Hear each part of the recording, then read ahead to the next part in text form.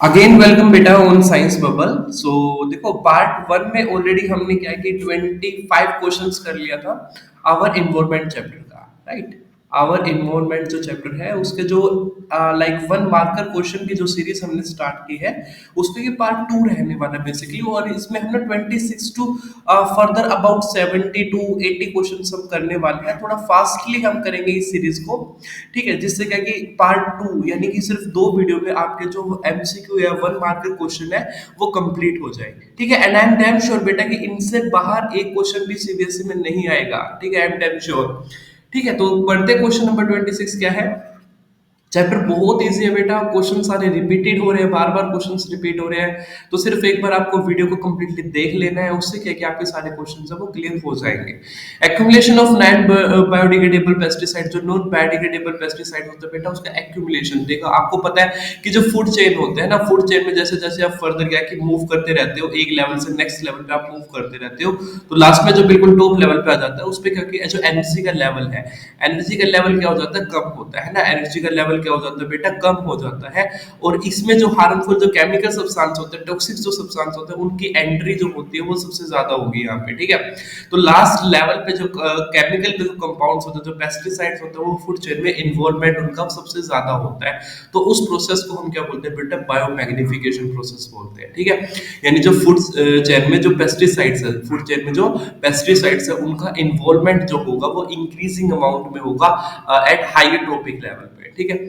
Question number 27 deal करते हैं depletion of ozone is mainly due to chlorofluorocarbon. आपको पता है बेटा, याद रखना हमेशा कि जो क्लोरोफ्लोरोकार्बन है उसी की वजह से क्या है कि ओजोन लेयर वो डिप्लेट हो रहा है, ठीक है। लेकिन क्या है कि chlorofluorocarbon is not only a one cause, सिर्फ एक कारण यही नहीं है, और भी काफी सारे कारण है, ठीक है। लेकिन क्या है कि जो मेनली जिस वजह से क्या है कि इसको बैन भी कर दिया है ना, क्लोरोफ्लोरोकार्बन को क्या कर दिया गया, बैन कर दिया गया, ठीक है। इसके बारे में नेक्स्ट आगे क्वेश्चन है कि कौन से ऐसे ऑर्गेनाइजेशन है, ठीक है, जिसने इसको बैन किया, जैसे यूएनईपी, ठीक है, कुछ ऐसे प्रोग्राम थे तो जिसने इसको क्या किया कि बैन किया है। अबाउट 1980s में इसको बैन करने के लिए सोच लिया गया था, ठीक है। तो इसके बारे में आगे हम डील करेंगे, पढ़ेंगे थोड़ा। 28 क्वेश्चन नंबर है कि ऑर्गेनिज्म भी सिंथेसाइज कार्बोहाइड्रेट्स, ऐसे ऑर्गेनिज्म जो कार्बोहाइड्रेट सिंथेसाइज करते हैं from inorganic compound. Inorganic compound होते हैं लाइक जो सोइल से जो हमें मिलने वाले हैं, नाइट्रोजन है, फास्फोरस है, पोटेशियम है, बाकी सारे कुछ मिनरल्स है। यूजिंग रेडिएंट एनर्जी यानी सन एनर्जी का यूज करके जो कार्बोहाइड्रेट जो ग्लूकोज बनाते हैं, क्या बनाते हैं बेटा, ग्लूकोज, यानी ऑटोट्रॉप्स बोलते हैं, क्या बोलते हैं, ऑटोट्रॉप्स। और उनको उन ऑर्गेनिज्म को हम इस चैप्टर में क्या बोलते हैं बेटा, प्रोड्यूसर्स बोलते हैं, ठीक है। ऑटोट्रॉप्स वो प्लांट है। Question number 29 flow of energy in an ecosystem is always unidirectional. बहुत इंपॉर्टेंट क्वेश्चन है, याद रखना बेटा। फ्लो ऑफ एनर्जी यानी कि जो ग्रास है, जो प्रोड्यूसर है बाय चांस, ठीक है, प्रोड्यूसर है, प्रोड्यूसर से ही हमारे पास एनर्जी का ट्रांसफर कहां पे होगा बेटा, प्राइमरी कंज्यूमर पे होगा, है ना। वो क्या होगा, प्राइमरी कंज्यूमर ही से ही क्या होगा, एनर्जी का ट्रांसफर होगा प्रोड्यूसर टू प्राइमरी कंज्यूमर। इसका अपोजिट नहीं हो सकता, that is why this is known as unidirectional. इसको यूनिडायरेक्शनल यानी एक ही डायरेक्शन में एनर्जी का फ्लो होता है, producer to primary consumer, then primary consumer to secondary consumer. कब ऐसा तो नहीं होगा ना कि घास है, मतलब है कि देखो प्रोड्यूसर है, प्रोड्यूसर को क्या कि कौन खा रहा है, प्राइमरी कंज्यूमर। प्राइमरी कंज्यूमर यानी घास प्राइमरी कंज्यूमर नहीं खाएगा, ठीक है। तो मतलब प्राइमरी कंज्यूमर से एनर्जी का ट्रांसफर प्रोड्यूसर के पास नहीं होगा, ठीक है। तो यूनिडायरेक्शनल।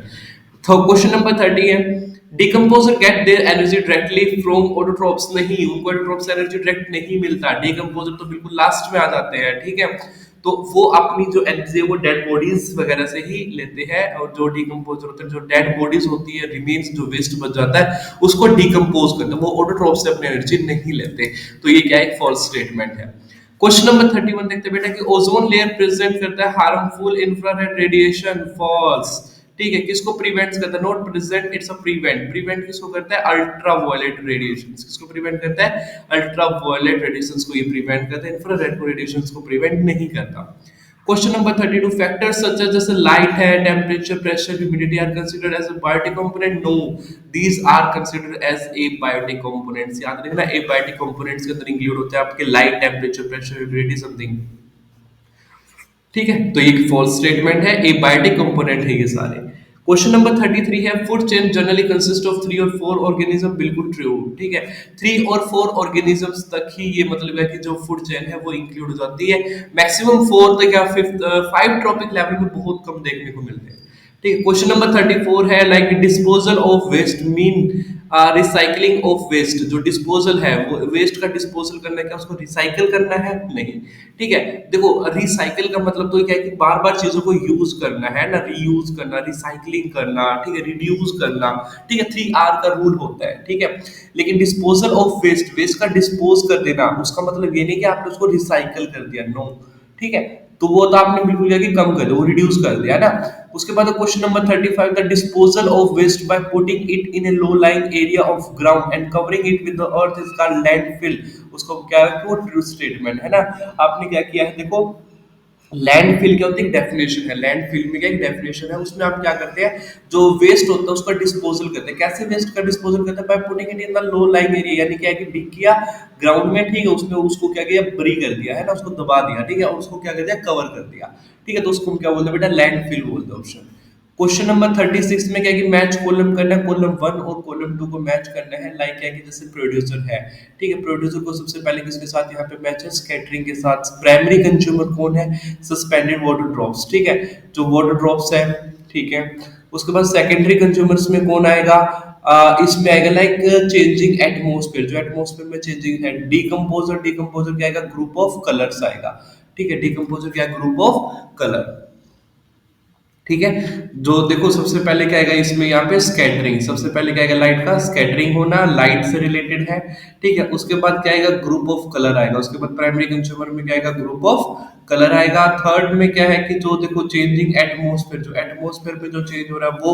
एंड फोर्थ में क्या आएगा कि डीकम्पोजर यानी ग्रुप ऑफ कलर। थोड़ा आउट ऑफ सिलेबस टाइप सा क्वेश्चन है ये, मतलब ठीक है, नो नीड, इसको इतना करने की जरूरत नहीं है, ठीक है। क्वेश्चन नंबर 37, क्वेश्चन नंबर 37 में देखो क्या है, why should biodegradable and non biodegradable waste be discarded into separate dustbin. ये इंपॉर्टेंट क्वेश्चन आ जाता है बेटा, एसएसएम रीजन में भी पूछा गया था कि बायोडिग्रेडेबल और नॉन बायोडिग्रेडेबल वेस्ट हो, उनको अलग अलग डिस्कार्ड करना जरूरी क्यों है, ठीक है। So biodegradable materials are broken down by micro organism, उनको ब्रेक डाउन किया जाता है बाय द माइक्रो ऑर्गेनिज्म से, ठीक है, in nature into simple harmful substance. Non biodegradable को कैसे वेस्ट किया जाता है, नीड्स अ डिफरेंट ट्रीटमेंट, उनको क्या कि डिफरेंट ट्रीटमेंट चाहिए, लाइक हीट एंड एनर्जी, ठीक है। तो इस वजह से उनका जो डिस्कार्डेड का जो मेथड है वो क्या होना चाहिए, अलग होना चाहिए, ठीक है। क्योंकि देखो कंडीशंस दोनों की अलग अलग, अगर कंडीशंस दोनों की अलग अलग है तो कहीं ना कहीं क्या है कि उनको डिस्कार्डेड का जो सेपरेशन का जो वे है, एरिया है, वो भी डिफरेंट होना चाहिए। क्वेश्चन नंबर 38 है, select two non non biodegradable substance from the following waste generated in a kitchen. की रसोई में जैसे क्या कि कुछ जो सब्सटेंस है उसके अकॉर्डिंग आपको बताना है कि जो वेस्टेज है ये बायोडिग्रेडेबल है, नॉन बायोडिग्रेडेबल है। आपको बेसिकली दो नॉन बायोडिग्रेडेबल सब्सटेंस के एग्जांपल यहाँ पे देने हैं। आप यहाँ पे देखो, जैसे आपने देखा कि मिल्क बैग एंड जो टीन की जो कैंस होती है, ठीक है, वो आपको क्या मिली है, नॉन बायोडिग्रेडेबल है। अदरवाइज जो स्पॉइल्ड फूड है वो आपका बायोडिग्रेड हो सकता है।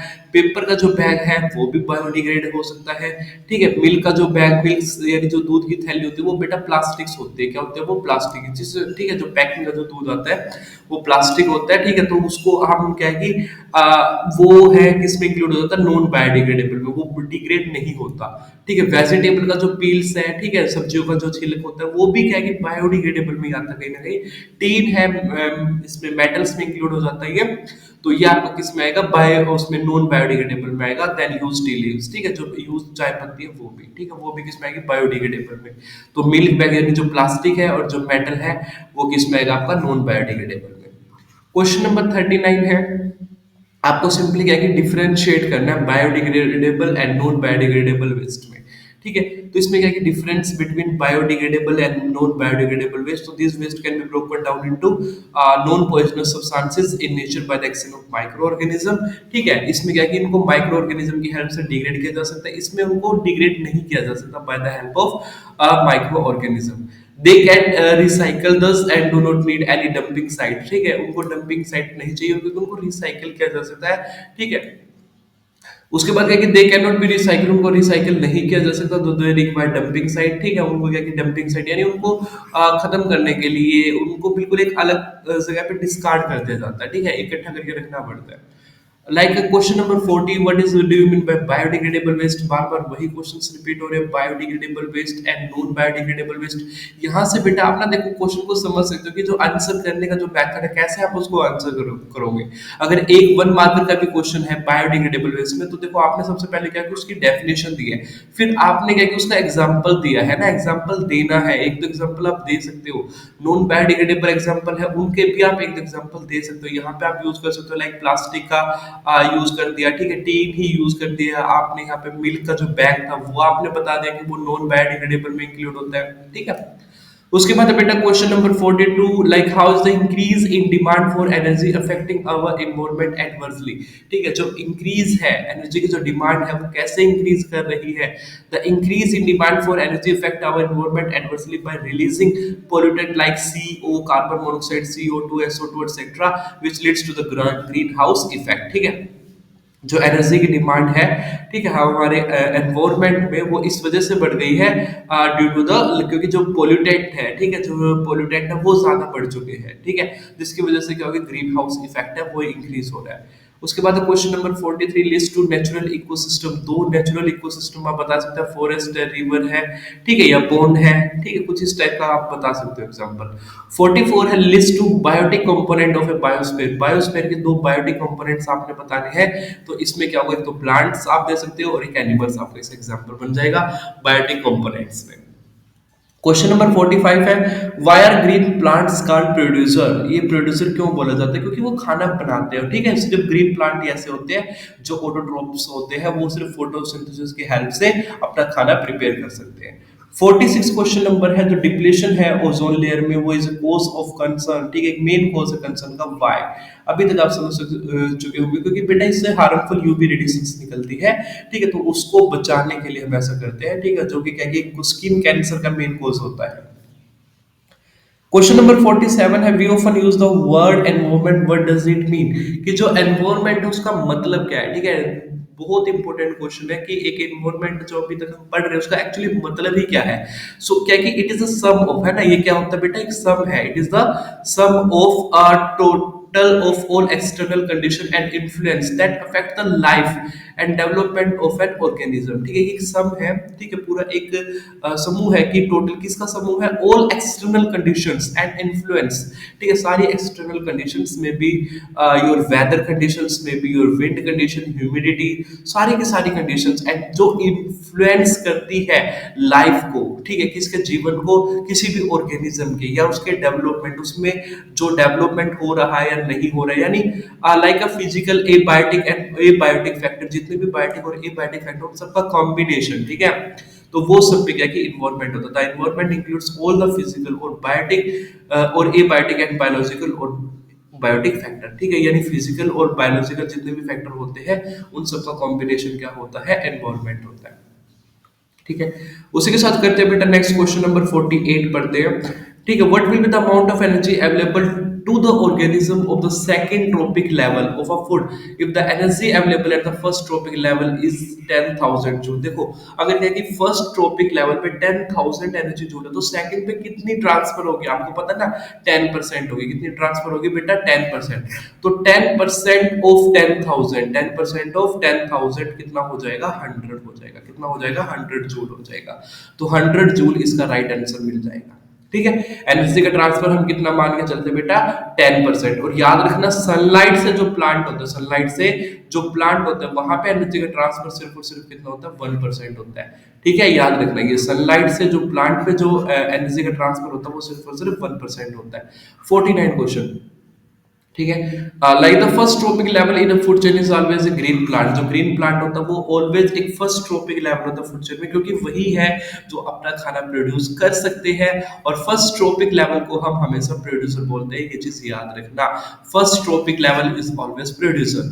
क्वेश्चन नंबर 50 देखते हैं, which of the following are always at the second trophic level of the food chain? ठीक है, herbivores are always at the second trophic level. जो हार्बीवर्स होते हैं बेटा वो always at the second trophic level पे होते हैं। क्वेश्चन नंबर 51 देखते हैं। The following organism form a food chain. इनमें से क्या कि कुछ ऑर्गेनिज्म जो एक फूड चेन बनाते हैं। Which of these will have the highest concentration. इनमें से देखो नॉन बायोडिग्रेडेबल जो केमिकल है वो सबसे ज्यादा कहाँ पे होगा बेटा। ठीक है, आपको बताया मैंने, जो सबसे टॉप पे होगा, जो सबसे टॉप पे होगा उसमें क्या केमिकल की कंसंट्रेशन क्या होगी, ज्यादा होगी। और इस प्रोसेस, इस फिनोमिना को हम क्या बोलते हैं बेटा, बायोमैग्निफिकेशन बोलते हैं। तो होक जो है यहाँ पे क्या है कि सबसे ज्यादा हाईएस्ट कंसंट्रेशन होगी, क्योंकि सबसे एक हाई ट्रॉपिक लेवल पे होगा। सबसे पहले क्या होगा, ग्रास होगा। देन सेकंड नंबर पे क्या होगा हमारे पास, ये इंसेक्ट होगा। देन थर्ड नंबर पे फ्रॉग होगा। देन फोर्थ नंबर पे स्नेक होगा। देन फिफ्थ नंबर पे ये होगा। ठीक है, तो उसके अकॉर्डिंग क्या है कि जो सबसे टॉप लेवल पे होगा वो मेरा क्या होगा, उसमें हाईएस्ट कंसंट्रेशन होगी। ठीक है, और ये देखो एक चीज ये भी आप देख सकते हो कि 5 ट्रॉपिक लेवल की चेन है ना, सबसे बड़ी लेवल है। ठीक है, मेनली 3 to 4 ही होते हैं, 5 का हो सकता है कुछ एग्जांपल, तो ये 5 का ही एग्जांपल है फूड चेन का। क्वेश्चन नंबर 52 है, list two example of natural ecosystem. Natural ecosystem के एग्जांपल फॉरेस्ट एंड पोर्ट आपने दे दिया, रिवर आपने दे दिया। ठीक है, काफी सारे हैं। 53 list two criteria for measuring the biodiversity of an area. आपको दो क्राइटेरिया बताने हैं जिसमें आप बता सकते हो कि बायोडाइवर्सिटी है किसी भी एरिया में, मतलब जो डाइवर्सिटी मतलब विभिन्नता है। ठीक है, जो वहां की जैविक विविधता। ठीक है, तो one measure of the biodiversity of an area is the number of species found there. हम बता सकते हैं कि उसमें जो नंबर ऑफ स्पीसीज, जो प्रजातियां हैं इंसेक्ट की या किसी बर्ड की या किसी एनिमल की, वो कितने तरह की प्रजातियां वहां पे मिलती है। अगर आपको दो एरिया के बारे में बेटा, दो आपके पास क्या कि दो फॉरेस्ट भी है, अगर आपने उनका कंपैरिजन करना है ना, उनको कंपेयर करना है, तो आप बता सकते हो कि इसमें नंबर ऑफ स्पीसीज, इसमें बर्ड्स ज्यादा है, इसमें बर्ड्स कम है। ठीक है, तो वो एक कंपेरिजन आपने किया इसमें कि कहीं पे एनिमल्स ज्यादा है, कहीं पे एनिमल्स कम है। ठीक है, किसी में क्या है कि वाटर रिसोर्सेज ज्यादा है, किसी में वाटर रिसोर्सेज कम है। ठीक है, तो उसके अकॉर्डिंग क्या है कि आप उनको डिफरेंशिएट कर सकते हो। क्वेश्चन नंबर 54 है, list two components of an ecosystem. Ecosystem के दो कंपोनेंट्स आपको बताना है बेटा। दो कंपोनेंट्स होते हैं, one is biotic component and another one is abiotic components होता है। क्वेश्चन नंबर 55 है, bacteria and fungi are called decomposer. Bacteria और फंगी को हम क्या बोलते हैं बेटा, डिकम्पोजर्स बोलते हैं, क्योंकि वो क्या काम करते हैं बेटा, जो कॉम्प्लेक्स ऑर्गेनिक जो सब्सटेंस होते हैं उसको ब्रेक करते हैं सिंपल इनऑर्गेनिक सब्सटेंस में, that enter into the soil and are again used up by the plants. Question number 56 की मैं बात करता हूँ, नेम टू डिकम्पोजर। दो डिकम्पोजर के नाम बताने, तो bacteria and fungi. 57 question number again वही रिपीटेड क्वेश्चन है कि 10,000 है, तो 10,000 से आगे का एनर्जी का ट्रांसफर कितना होगा। ठीक है, इसमें क्वेश्चन पूछा गया joules energy to the producer. जो प्रोड्यूसर को जो एनर्जी है वो है 10,000 एनर्जी अवेलेबल है। How much energy will be available to the secondary consumer. ठीक है, to transfer it to the tertiary consumer. ठीक है, जो सेकेंडरी कंज्यूमर उसके पास कितना एनर्जी अवेलेबल होगा, तो 10 joule of energy will be available to the secondary consumer to transfer. देखो 10,000 से जो 10% एनर्जी का ट्रांसफर है वो होगा आपका प्राइमरी कंज्यूमर पे, है ना। प्राइमरी कंज्यूमर के पास कितना आएगा, 100 जूल आ जाएगा।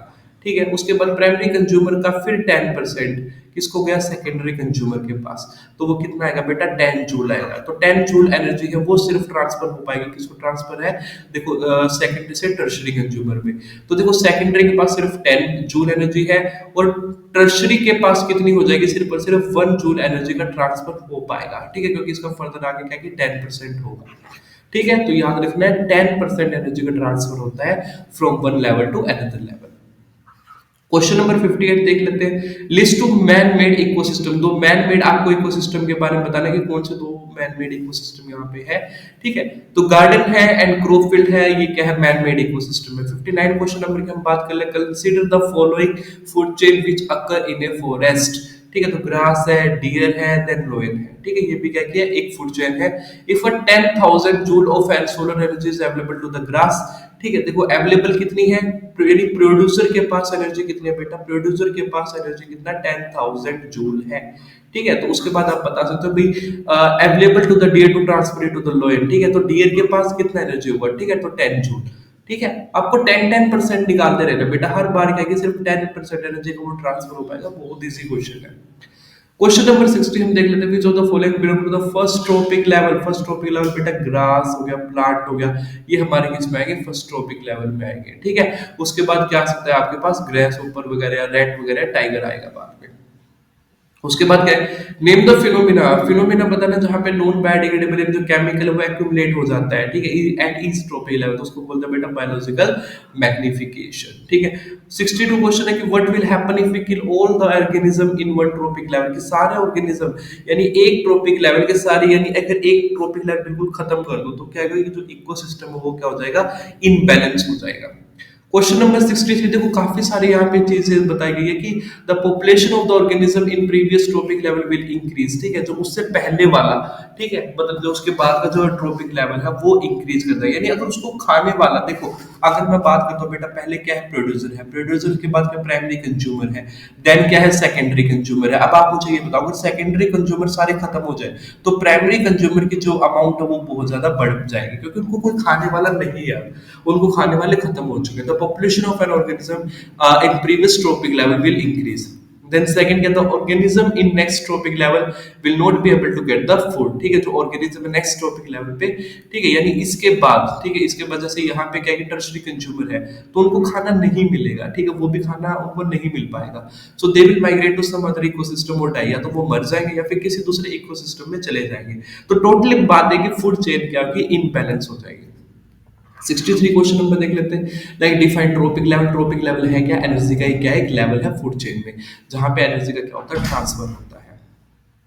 नेक्स्ट क्वेश्चन देख लेते हैं बेटा हम, क्वेश्चन नंबर 64 है, what are the various steps in a food chain called, ठीक है, फूड चेन में जो वेरियस स्टेप्स होते हैं उनको हम क्या बोलते हैं, the various steps in a food chain are called trophic level, उनको हम क्या बोलते हैं बेटा, ट्रॉपिक लेवल बोलते हैं। Question number 65, what is mean by the biological magnification, बार बार पढ़ चुके, बायोलॉजिकल मैग्निफिकेशन क्या है, it is the process of increase in the concentration of harmful chemical like pesticides from first trophic level to the last trophic level in a food chain, ठीक है।